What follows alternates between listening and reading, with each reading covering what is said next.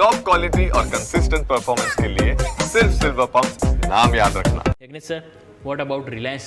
Finally જોઈએ તો આપણે ઇવન 1 2 3 4 5 6 7 સાતમો દિવસ છે આજે.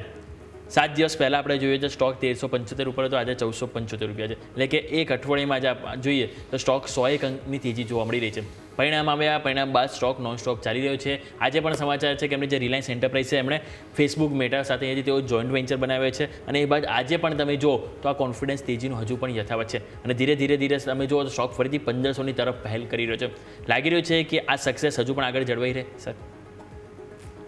યુમિક જે રીતે ન્યૂઝ અનફોલ્ડ થઈ રહ્યા છે અને સ્ટોક પ્રાઇસમાં જે ચાર્ટ ફોર્મેશન જોવા મળ્યું છે ઘણા પોઝિટિવ છે.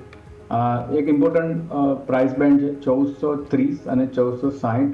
ઇમ્પોર્ટન્ટ એરિયા ઓફ રેઝિસ્ટન્સ 30 પોઈન્ટનો હતો.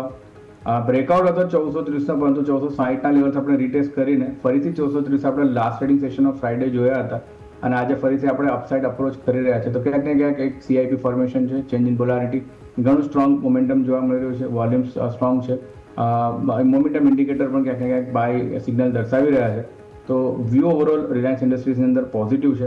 મને એવું લાગી રહ્યું છે કે 1510ના લેવલ્સ આપણે જલ્દી અચીવ કરીશું. તો 1510નો પહેલો લક્ષ્યાંક લાગી રહ્યો છે અને એને આપણે સક્સેસફુલ બ્રેક કરીએ છીએ તો 1530 સુધીના લેવલ્સ એક એક્સપેક્ટેડ છે.